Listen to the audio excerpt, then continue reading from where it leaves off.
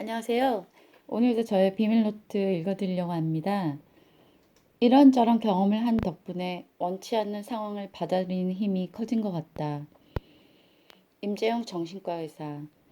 Good listener is a good reader. 경청자는 좋은 리더이다. 글은 삶이고 글은 곧 나이다. 내 삶이 엉망인데 좋은 글을 쓸 수가 없는 것이다. 좋은 글을 쓰려면 좋은 인생, 올바른 인생을 살아야 한다. 글은 나를 드러내는 것이다. 대체로 자기 삶을 글로 녹여내는 것이다. 그래서 문체가 생기는 것이다. 빵을 먹는 사람은 길을 만들고 밥을 먹는 사람은 촌락을 만든다. 밥을 먹는 사람은 관계를 중시한다. 당신이 어떤 공부를 해왔는지 말해달라. 그럼 당신이 어떤 사람인지 알려주겠다. 언어를 배우면 언어를 즐길 수 있다. 부부란 두 눈을 떠 아침을 함께하고 같은 곳을 보며 같은 생각을 속으로 느끼는 것이다. 밝은 사람 뒤엔 검은색 커튼이 있다. 그가 밝아 보이는 건 뒤에 검은색 커튼이 있기 때문이다. 칭찬은 사람의 감성뿐 아니라 이성에도 도움을 준다. 톨스토이. 여러 좋은 구절들이 있었는데요. 제가 쭉 읽고 나서 잠잠히 생각해 봤는데 제일 마음에 남았던 것은 칭찬은 사람의 감성뿐 아니라 이성에도 도움을 준다. 이것이었습니다. 저는 평생 가르치는 걸 업으로 삼고 왔어요. 대학을 졸업해서 지금까지 짧지 않은 시간을 아이들을 가르쳤거든요. 그때 제가 들었던 가장 기억나는 칭찬이 있는데요. 그게 무엇이냐면요. 제가 선생님하고 있으면 사랑받는다는 느낌이 들어요. 이 말이었어요. 그리고 선생님은 저의 가족의 구원자이십니다. 이 말이 저한테 가장 큰 칭찬의 말이었어요. 네. 성경을 이렇게 마치 빨래처럼, 빨랫감처럼 이렇게 짠다면 나오는 것이라고는 두 글자 사랑밖에 없다라고 하더라고요. 마찬가지로 우리 크리스천들의 삶에서 제일 중요한 것은 사랑이 아닐까 이런 생각이 듭니다. 얼마 전 제가 봤던 다큐 코리안 마마에서 노숙인을 돌보는 한국인 글로리아 김님의 삶을 이렇게 엿보았는데요. 그분이 했던 말씀 중에 되게 와닿았던 것이 무엇이었었냐면 내 사랑에 이기심이 없어야 한다. 그래야 누군가의 삶에 변화와 영향을 줄 수 있다. 이런 말씀이 제 마음에 굉장히 남았던 기억이 납니다. 이기적이지 않는 사랑. 그것은 굉장히 숭고하고 희생적인 사랑만이 이끌 수 있는 고결한 사랑일 거라 생각이 듭니다. 극심한 박해로 인해 순교가 절정에 이르렀을 때에는 진리의 쾌거가 이릅니다. 반면 평화롭고 안정될 때 여지없이 진리는 침체되고 나아가 왜곡되고 변절된다는 것을 교회사가 말해주고 있습니다. 많은 사람들이 성경을 읽지만 옛사람을 새롭게 되는 것은 분명 하나님이 하시는 일입니다. 상대가 자신의 이야기를 제대로 할 수 있도록 나보다 상대의 무대를 높여주는 것이 중요합니다. 이야기를 하는 행위와 이야기를 듣는 행위를 통해 인간은 단순한 소통을 넘어 자신의 삶을 구조화하고 의미화합니다.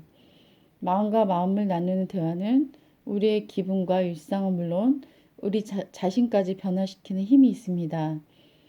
인터넷이 발달한 오늘날 소통의 방법은 시 공간을 초월해 넓어져만 가는데 그 깊이는 얇아지고 있습니다.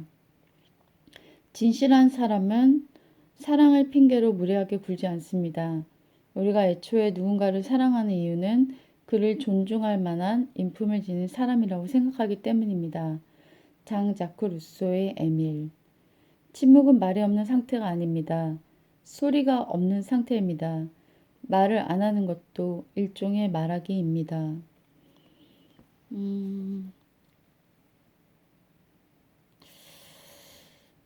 저는 여기서 마음과 마음을 나누는 대화, 그것은 기분과 일상은 물론 나 자신까지도 바꾸는 힘이 있다. 저 학생 중에 유난히 말이 없고 좀 이렇게 조용한 아이가 있어요.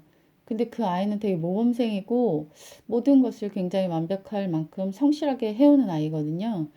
근데 그 아이를 보면은 좀 왠지 모르는 우울감이 있고 자신 없어 보이는 눈치 보는 듯한 그런 모습이 좀 발견되어지곤 했거든요.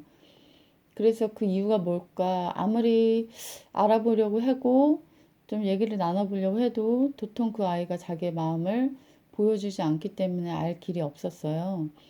하지만 저는 그 아이를 계속 칭찬해 주었고, 어떻게 하면 그 아이가 더 밝아지고 즐거워하고 자기를 보여줄 수 있는 건강한 자아의 아이가 될까라는 고민을 했었는데요. 어느 날 제가 내 얘기를 그냥 마음에서 우러나와서 했거든요. 그 얘기를 한 5분 정도밖에 안 한 것 같아요. 근데 그리고 나서 그 아이가 자기의 얘기를 하는 거를 제가 처음으로 느꼈어요. 한 번도 자신과 관련된 일상적인 얘기를 저한테 들려준 적이 없거든요. 그날은 그 아이가 수다스러울 만큼 자기가 경험한 얘기를 해주는 거예요. 원래 그렇게 얘기하지 않았던 아이인데, 그때 제가 그 아이와 제가 왠지 모르는 어떤 간격에 이렇게 좁혀지는 듯한 아주 기분 좋은 느낌을 가졌었거든요. 그것의 시작은 제가 먼저 마음에서 나온 대화를 시작했기 때문이라는 생각이 들었어요. 그리고 아무리 어린아이라 할지라도 상대가 먼저 진심의 대화를 시작해 줄 때 그 아이도 그걸 알아듣고 자신의 얘기를 들려준다라는 생각이 들었어요. 이 세상이 스마트폰이나 여러 가지 메신저를 통해서 많은 소통의 창구들이 열려 있지만 마음에서 우러나는 대화를 하는 사람은 과연 몇이나 있을까요? 역설적이게도 이런 기계들이 많이 발명된다는 뜻은 그만큼 더 소통하고 싶고 소통하길 바라는 마음들이 많아지지만 굉장히 어려워진다라는 것을 보여주는 건 아닐까요? 왜 이렇게 대화가 되지 않고 대화가 안 된다고 느끼는 걸까요? 제가 오늘 유튜브를 하나 보다가 거기 달린 댓글을 보고 좀 많이 생각이 머물렀었는데요. 그분이 이제 자기 아내가 홍콩 사람이기 때문에 이제 광동어를 배우고 있는 그런 영상이었는데 댓글에는 이런 댓글이 달려 있었어요. 홍콩말을 배울 필요 없다.